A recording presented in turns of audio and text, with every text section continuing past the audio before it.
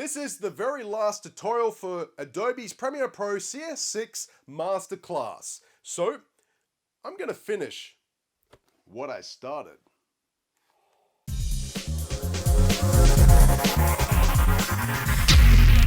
This is Film Masters, and we are finishing off Adobe's Premiere Pro CS6 Masterclass. So the last stages of all of the editing and the sound design and all those other tutorials that we've done prior leading up to this one is all about rendering the video, saving it, getting it out there to the audiences, getting it online, and so forth. So it's a pretty straightforward deal, but there is a few little things that you need to do. Now, first of all, what we need to do is make sure that all our toggles are on so we can see the eyes, because if we turn them off, what will happen is when we render it out, we won't see that video on the timeline. So let's make sure they're all on. Same with the sound, make sure they're all on. So we've got the toggles on for the soundtracks. So we're all right to go. Next thing we do, we have to make sure that we have selected the timeline. Let me show you what happens when you don't select the timeline. Let's select over here, for example. And let's go up to File, let's go up to Export. As you can see, media isn't selected, so you can't actually render it out. So what we have to do is select the timeline, go up to File, Export, and as you can see, media is now ready to be selected. Now, obviously the Control M means that you can actually press Control M as a shortcut and access it straight away, but that's the other option to doing it. So let's do that, let's select it. Next thing is we've got the export settings open. This is the window ready to export. So let's have a look at the windows on the left-hand side. First of all, we can go to source. Now this is the original source. And we go to the output. Now the output is what the output's going to look like. Now this is something that you really need to have a look at, because if you don't have your resolution correct, what will happen is the video won't look right. There'll be letterboxing and stuff like that. So we're going to have a look at scale to fit, scale to fill, stretch to fill, and so forth. You can have a look at them, play around with them, for example. But we're going to leave it as scale to fit. And the reason for scale to fit is because we want it to fit into the resolution that we're working on. And I'll show you what I mean by that. So let's have a look. First of all, you can select match sequence settings. So let's say, for example, you're editing AVI files. If you select this, it will actually bring up the AVI files to export out to. But we're not going to do that. We're going to be using a format which is H.264, which is a QuickTime file, and it really compresses the video in a nice, crisp, clean way and keeping the size of the video down. Now I use this for YouTube, so this tutorial, the tutorial you're even looking at the moment, has been rendered out as H.264. Now, if you want to, for example, not render out the video, but you just want the sound out of the video that you put together, you can make it as an MP3 only, or you can have a JPEG sequence. All these sequences are very similar to Adobe's After Effects. Let's select H.264. I'm going to make sure that the preset is custom. However, there is other presets here that are already set up ready to go for Android and so forth. We're not going to do that though. We're going to leave it as custom because we're going to make a custom setting. Next thing is output name. We're going to select this, find the file location. I'm just going to call this under Film Masters, one of my files that I put all my videos into for the YouTube channel. I'm just going to call this test because it's going to be a test video for me. However, if this is your final render, you can call it whatever you'd like. If it's a short film about ducks, you may call it Duck Master as an example. Select Save.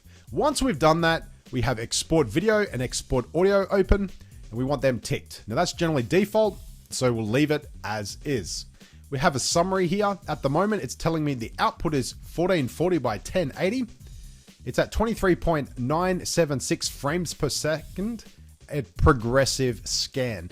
Now, 23.976 is actually the true 24 frames a second frame rate. So that's something that you need to be mindful of, especially if you're using a camera that shoots in 24 frames a second. People don't walk around the set saying 23.976 frames per second. They round it to 24. So that's something for you to understand. We're going to leave everything else as it is. So we're going to have a look down here in the filters now. So I've got filters selected. You can put a Gaussian blur over your video if you'd like. So I could select it and really crank it up and make the video blurry. I don't know why you would do that, other than the fact that, let's say for example, somebody has got a few blemishes. You may bump it up to 3, maybe 6, 10, whichever, depending on how bad the blemishes are as an example.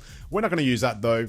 Let's go to video. What we are going to use is the video format size. What we are going to do now is look at the basic video settings.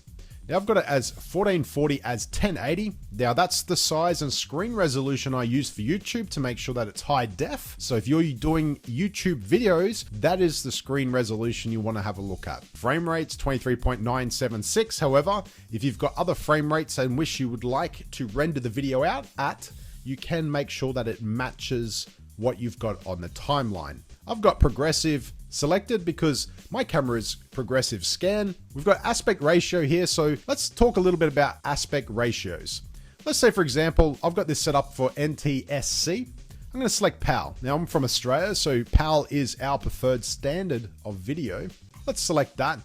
Like I was saying before, when you're looking at the video, look at the left-hand side to make sure that your video is sitting correct. At the moment, I'm showing that my video, although in this aspect ratio of widescreen, it doesn't appear to be widescreen. Now, we can have a look at scale to fit, stretch to fit, but as you can see, it doesn't look right. And don't forget, when I render it out, this is the aspect ratio that we'll be looking at the finished product. So let's move back to scale to fit. Let's go to aspect, and I'm going to select square pixels. And as you can see, I've selected square pixels, and now it fits. However, let's have a little look at something. It's made a few adjustments. It's adjusted our frame rate. It's also adjusted our width and our height. So let's do some changes here. 1480. Get a little invalid frame rate size. Let's select OK. Let's ignore that. Let's make that 1080. I'm going to get the same message again. Select OK. And as you can see, it's changed back. So how do we fix that? Well, let's have a look at what we need to do in order to make that arrangement. So one of the things that we need to do to change that, obviously I put 1480, it's actually 1440. So let's change that to 1440. So we've got that selected. Now you can see that the frame is still got a bit of black on the left-hand sides of the frame. We can go stretch to fit to fix that. However, let's do a proper aspect ratio correction. Let's go frame rate, change it to what we need it to, 23.976. I'm going to come down here to the aspect ratio. I'm going to drop it to custom. Come back up to the top. Make this one 1080. And there we have it. Now, as you can see, it's the widescreen. It's PAL. It's progressive. It's at 24 frames per second, as I was talking about before. And we've got 1440 by 1080. So to get that aspect ratio correct, it was just simply a matter of going down to the aspect and changing it to custom. Let's have a look at a few other features of the export settings. Let's scroll down. We've got the render at maximum depth. Now, something I was talking to you at one of the earlier tutorials was at the very beginning of the project, you can actually select it so that it uses the maximum render and the maximum render depth. So what I would suggest is, select it. Let's come here and select this one as well. That way our quality is nice and crisp all the way. So it's going to render it out at the maximum depth that we've got. That's selected at 4.1. Leave that the way it is. Now with the bitrate, this is all to do with compression. I always bump it up to 3030. You can change it to other bit rates, but what happens is when you start to go down further and further, you start to lose quality. So when I change it, I always make 3030 and always get a nice crisp render of video. I'm going to leave the keyframe distance as it is. I don't use it. Let's go to audio. Now the audio format, now this is the compression is AAC. Leave it as it is. It's a nice crisp sound and it compresses lovely. Audio codec exactly as AAC. You can change it and that will obviously change the audio format up here. Sample rate 48,000 Hertz. Leave that as the sample rate. Channel. Now channel, as I was saying before in the earlier tutorial when we were talking about audio, if you've got mono, so you've got one speaker, or for example, you want the sound to be exactly the same out of both speakers, leave it as mono. However, if you're playing around with stereo, and you've got sounds changing on left and right, make sure that stereo is selected. And again, if you've actually put together 5.1 surround sound, there's that option for you also.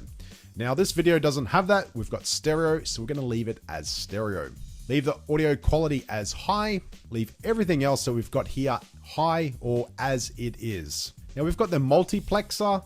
What this is, obviously, it tells you about underneath H.264. There's two other formats, MP4 or 3GPP. Leave it as MP4 because of the fact that majority of players will play MP4. Stream compatibility, leave it as standard.